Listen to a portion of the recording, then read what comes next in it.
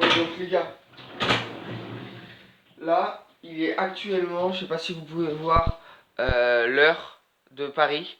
Il est actuellement 11h51 à l'heure où je tourne cette vidéo. Nous sommes le samedi 15 juin. Qu'est-ce qui se passe le samedi 15 juin? Vous êtes sûrement au courant. Ce week-end, il y a les 24 heures du Mans automobile qui se déroulent. La course c'est à 15h là jusqu'à 15h dimanche, c'est 15h demain. Donc il faut qu'on tourne la vidéo, ce qu'on est en train de faire maintenant.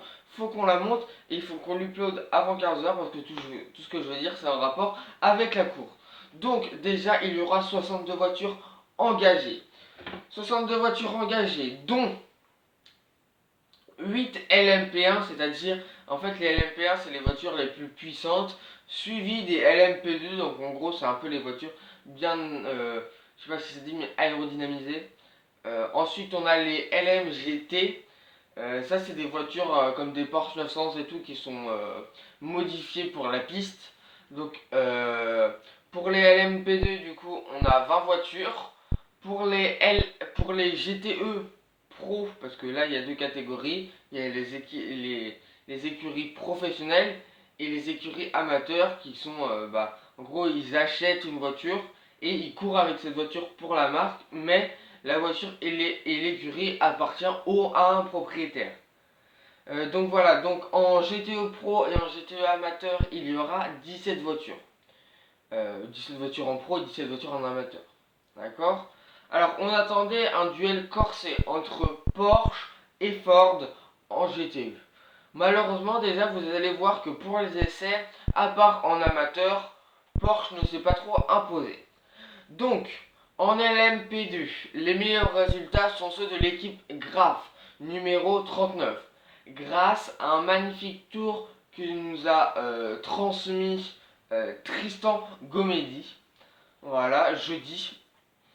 Après, en GTE Pro, il y a 5 marques différentes qui se partagent les 5 premières places. Donc ça, c'est important. Il faudra suivre dès le départ, voir un petit peu les, comment les voitures vont se doubler, comment ça va se passer dès le départ. Je pense que les 3 premières heures vont être assez sympas à suivre. Du coup, les 3 premières places sont les équipes. Donc la première, c'est la Corvette numéro 63, suivie de la Ford numéro 67. Donc ça, tous les chiffres que je vous dis, donc pour LMP2, la première c'est l'équipe 39, puis noté sur un petit calepin. Pour les GTO Pro, ça sera l'équipe, la première, la 63, ensuite la Ford numéro 67, et enfin terminons par la Aston Martin numéro 95. Donc comme je l'ai bien dit, les 5 premières places en GTO Pro sont 5 marques différentes. Comme je vous l'ai dit auparavant, en GTO amateur, par contre, Porsche s'est imposé. C'est l'équipe Dempsey Proton, je sais pas comment on dit, je veux rendre l'accent. Donc Dempsey Proton, au pire, je vous l'affiche vite fait à l'écran.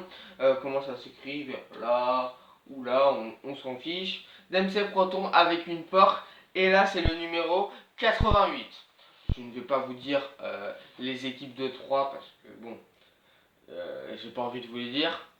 C'est plutôt que je les ai pas, enfin, l'équipe d'Alonso finit deuxième en LMP 1. Voilà, dans la catégorie la plus puissante. Mais je crois que Alonso va être remplacé parce qu'il ne participe pas. J'ai cru entendre ça. Dites-moi en commentaire si je me trompe. Mais si je me trompe, force à lui. Et qu'il gagne les 24 heures du Mans comme l'année dernière.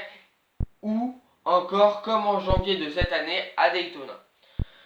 Ils précèdent justement leurs collègues en Toyota aussi, qui réalisent eux le meilleur temps. Donc voilà les gars, on se retrouve à 15h au premier virage. De toute façon la vidéo va s'upload à 15h. Et voilà, on se retrouve par contre demain à la même heure, avant la fin de la course, pour parler un petit peu de tout ce qui s'est passé cette nuit. Et on se retrouvera encore la journée d'après. Après, on repartira pour un cycle de 2 jours. 2 jours, une vidéo. Donc voilà les gars. Sur ce, bonne course et à demain. Peace!